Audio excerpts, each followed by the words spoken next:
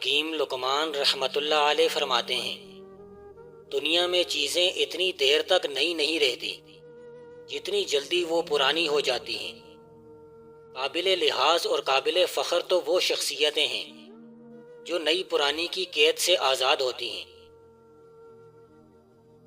جو انسان انکساری کو اختیار کرتا ہے اس کے لیے آسانیاں ہی آتی ہیں اور آگے بڑھنے میں خاطر خواہ مدد ملتی ہے۔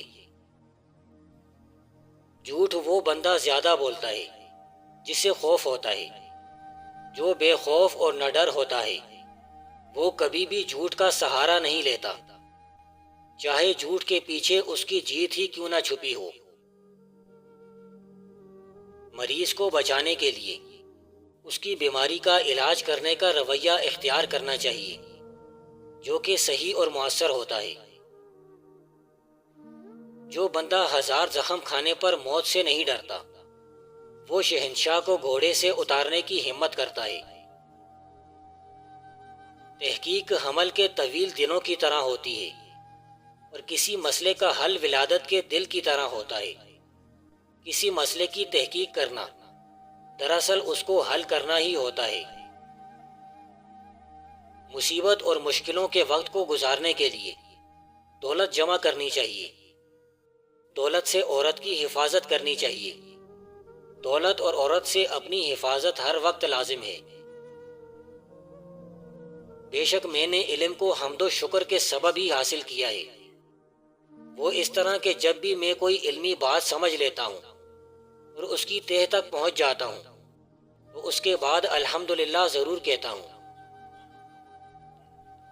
جو بڑے لوگ ہوتے ہیں وہ اکثر چھوٹی بات کر کے بھی بڑے ہی رہتے ہیں، اور بعض اوقات چھوٹا آدمی بڑے کام کر کے بھی چھوٹا ہی رہ جاتا ہے۔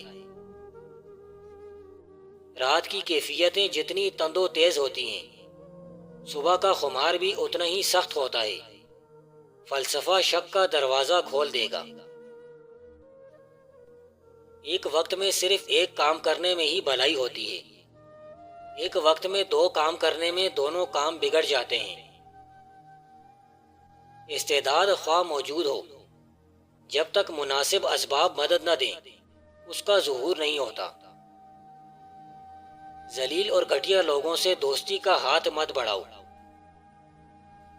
کم ہنسا کرو، زیادہ ہنسو گے تو دل مردہ ہو جائے گا۔ یہ پہاڑ جتنے اونچے ہیں اس سے زیادہ اونچے نہیں ہو سکتے، اور جتنا ہم کھودیں گے اتنے ہی نیچے ہو جائیں گے، بھلا ہم انہیں کیوں نہیں صاف کر سکتے۔ ہر ایک شخص زبان خلق ہی سے موسوم ہے، خود شناس لاکھوں میں شاید ایک ہو۔ اکثر اپنے آپ کو وہی کچھ سمجھتے ہیں جو لوگوں نے ان کے دماغ میں ٹھونس رکھا ہے۔ جب تم کسی کی طرف انگلی اٹھاتے ہو تو یاد رکھو 3 انگلیاں خود تمہاری جانب اٹھ رہی ہوتی ہیں۔ اگر مجھے دنیا جہان کا مال اس غرض سے دے دیا جائے کہ میں اپنا گوشہ فقر و قناعت ترک کر کے کسی صاحب جاہ کے در و دولت پر حاضر ہو کر جبہ سائی کروں تو یہ مجھ سے بعید ہے، اس لیے کہ میں نے حنائے قناعت پاؤں پر باندھ رکھی ہے۔ جسے ہم عالم کہتے ہیں وہ صفحہ دل کا مطالعہ ہی ہے، اور جنہیں ہم اشیاء سمجھتے ہیں وہ سطر نگاہ ہے جو تحریر ہو رہی ہے۔ دل اجتماعی کیفیت علوم ہے اور علوم ادراکات معانی نامفہوم۔ پہلی فطری قابلیت اور اس کے بعد مناسب اسباب جمع ہوں تو نتیجہ خاطر خواہ ہوتا ہے۔ آنکھیں اگر کھلی ہوں تو ایک نگاہ بے دست و پا نظارہ کو آسمان تک پہنچا دیتی ہے۔ کوئی جتنا گمراہ ہو اتنا ہی رہبر کامل کا طالب ہوتا ہے۔ میں بخیل شخص کو عادل نہیں سمجھتا ہوں اور نہ اس کی گواہی قبول کرتا ہوں۔ اپنی طرف سے وسوسہ پیدا کرنا بھی ایک جنت ہے اور عواہام کو نشوونما دینا بھی قدرت ہے۔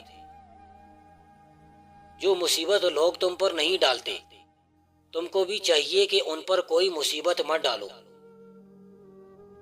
کوئی تمہارے بارے میں غلط کہے تو تم اسے اچھے الفاظ میں یاد کیا کرو، جہاں تک ممکن ہو لوگوں سے اچھے اخلاق سے پیش آتے رہو۔ کبھی ایسی چیز کی عادت مت ڈالو جو بظاہر زیبا نہ ہو۔ بغیر عمل کے علم ایسے ہے جیسے بغیر روح کے جسم۔